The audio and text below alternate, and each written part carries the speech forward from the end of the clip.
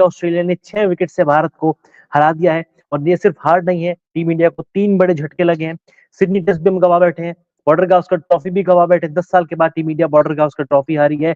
और WTC final की जो आखिरी उम्मीद थी, आखिरी आशा की किरण थी कि टीम इंडिया शायद अगर सिडनी जीत लेता है या बचा लेता है तो WTC फाइनल क्वालिफाई कर जाएगा, लेकिन अब WTC फाइनल की रेस से भी टीम इंडिया बाहर हो गई है। बहुत बड़ा झटका टीम इंडिया को लगा। ऑस्ट्रेलिया ने 10 साल के बाद बॉर्डर गावस्कर ट्रॉफी, चमचमाती हुई ट्रॉफी अपने नाम की है। टीम इंडिया कहाँ गलतियां हुई, मतलब एक गलती हो, 2 गलती हो, 3 गलती हो, कई सारी गलतियां थी हमारी यार, कोई एक गलती नहीं थी। टीम इंडिया से कई अहम मौकों पर चूक हुई। और देख लीजिए, आपके सामने ग्राफिक्स भी है।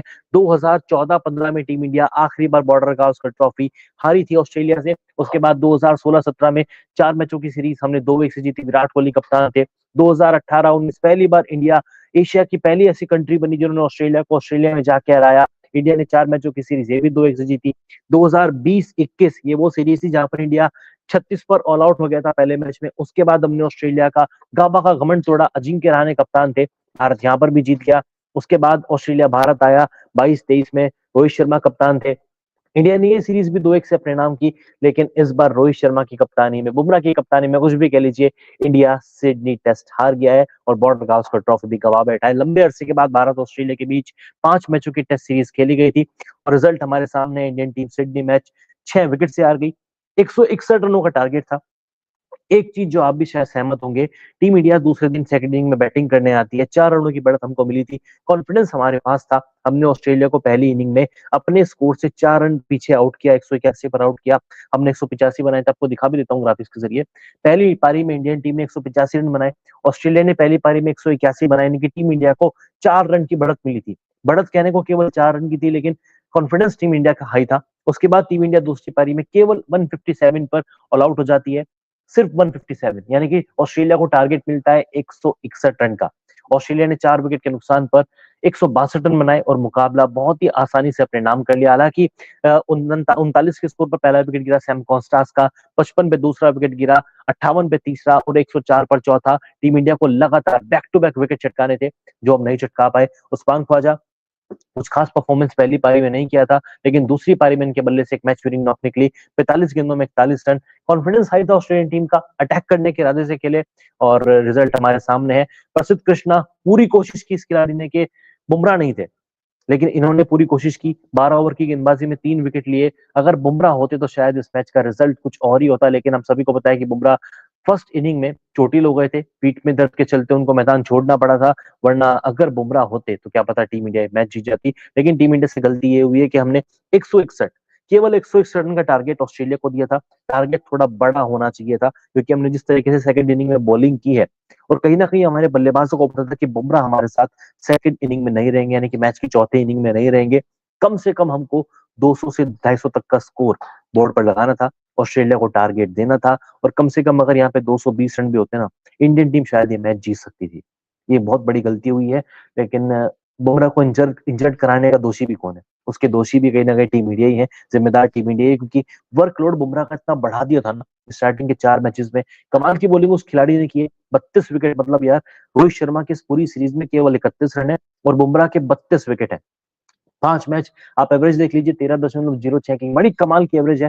3 बार उन्होंने पंजा खोला, कमाल की गेंदबाजी की, लगातार अच्छी गेंदबाजी कर रहे थे। लेकिन इस मैच में, इस सीरीज में टीम इंडिया का सफर शायद अब खत्म हो चुका है। WTC का फाइनल जो था टीम इंडिया अब गवा चुकी है। लगातार हम बातें कर रहे थे कि यार मतलब WTC फाइनल खेलेंगे, ये होगा वो होगा, लेकिन अब WTC फाइनल भी हमारी हाथ से निकल गया है। ये वाकई एक बहुत बड़ा झटका है। रोहित शर्मा की कप्तानी में, एक कह भी सकते हैं कि रोहित शर्मा की जिस तरीके से कल तक बात हो रही थी कि रोहित शर्मा शायद संन्यास ले लेंगे, रोहित को संन्यास ले लेना चाहिए, रोहित डिजर्व नहीं करते हैं खेलना, लेकिन अब तो बुमराह की कप्तानी में भी हार गए ना।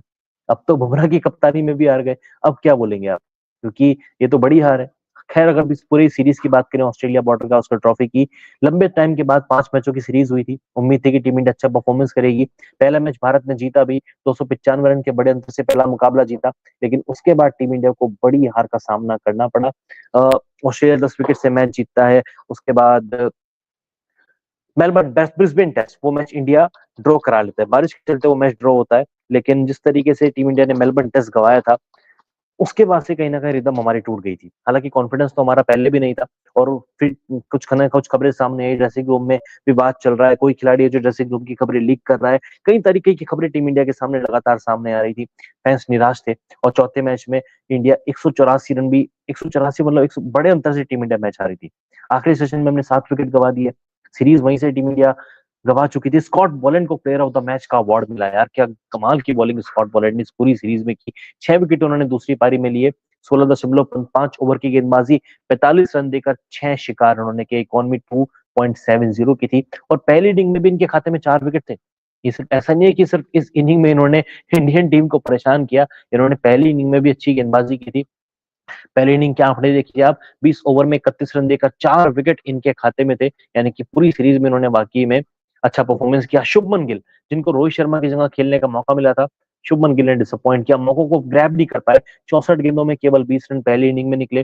दूसरी इनिंग में भी गिल से उम्मीद थी कि शायद यहाँ पे गिल का बल्ला चलेगा, लेकिन 15 बॉलें खेली, 13 के स्कोर पर अपना विकेट गवा बैठे गिल। ना पहली पारी में चले, ना दूसरी पारी में चले, गिल ने टोटली डिसअपॉइंट किया। विराट कोहली के विकेट को लेकर लगातार बहस चल रही है कि बाहर जाती हुई गेंद को क्यों छेड़ रहे हैं, बाहर जाती हुई गेंद को क्यों बार बार छेड़ते हैं और अपना विकेट गवा बैठते हैं। 12 गेंदें खेली, 6 के स्कोर पर कोहली भी अपना विकेट गवा बैठे। यशस्वी जायसवाल, स्ट्राइक अच्छी मिली थी सेकंड इनिंग में, पहली ओवर में लगातार 3 चौके लगाए, उसके बाद एक डॉट बॉल आती है, फिर एक चौका लगाते हैं, यानी कि पहले ओवर में आप 16 रन बना चुके थे। उसके बावजूद आपको इतनी अटैकिंग क्रिकेट खेलने की क्या जरूरत थी? शायद थोड़ा संभल कर खेलते आपके, क्योंकि इसके बाद भी ऐसा नहीं था कि मैच का आखिरी दिन है, दूसरा ही दिन था, मैच में पूरे 3 दिन का खेल बचा हुआ था। थोड़ा संभल कर बल्लेबाजी करते तो शायद मैच का रिजल्ट कुछ और हो सकता था। नीतीश कुमार रेड्डी, पहली पारी में 7 रन, दूसरी पारी में भी कुछ खास नहीं कर पाए, हालांकि इस पूरे ही मैच में फ्लॉप रहे, लेकिन कहीं ना कहीं ठीक रहा। शुभमन गिल के ऊपर भी पड़ा जाएगा, शुभमन गिल ने डिसअपॉइंट किया। मोहम्मद सिराज, पहली इनिंग में 3 विकेट थे, दूसरी इनिंग में इनके खाते में भी 1 विकेट आया, लेकिन टीम इंडिया, हकीकत यह है कि टीम इंडिया अब ये पूरी सीरीज गवा बैठी है। 2-1, 3-1 से टीम इंडिया पूरी सीरीज आ रही है, और लंबे टाइम के बाद टीम इंडिया को ऑस्ट्रेलिया के खिलाफ हार का सामना करना पड़ा। आप ग्राफिक्स के जरिए भी देख लीजिए, पर्थ में टीम इंडिया 295 रन से आ रही, एडिलेड में टीम इंडिया 10 पैरों से टीम इंडिया 295 से जीती थी।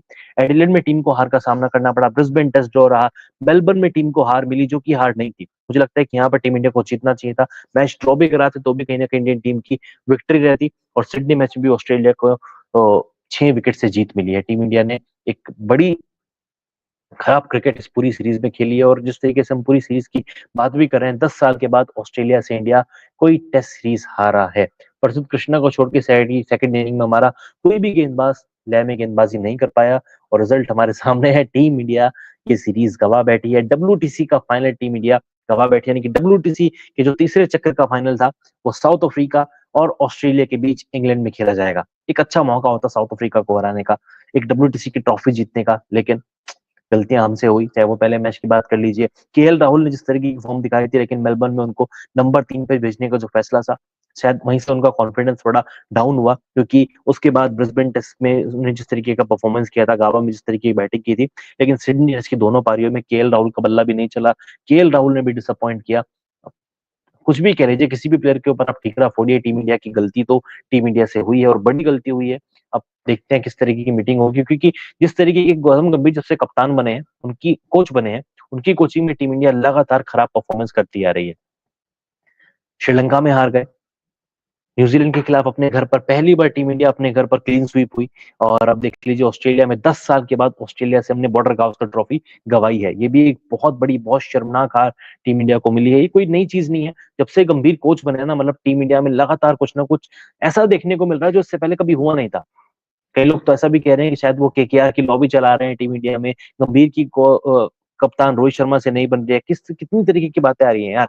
लेकिन अब इन बातों का क्या मतलब रह जाता है? इन बातों का कोई मतलब नहीं है। रिजल्ट ये है कि team India border Gavaskar trophy 3-1 से गवा बैठी है। डब्ल्यूटीसी का फाइनल हमारे हाथ से निकल गया है। ये बहुत ही शर्मनाक हार टीम इंडिया की। अगर यहाँ पे थोड़ा सा स्कोर ज्यादा होता, 250 रन या 220 के आसपास का स्कोर होता, शायद हम ये सीरीज जीत सकते थे, शायद हम ये सीरीज बराबर कर सकते थे, हार के कलंक से बचते। जो कल रोहित शर्मा ने भी कहा था अपने इंटरव्यू में कि हम ये सीरीज जीत नहीं सकते हैं, लेकिन अगर हम अच्छा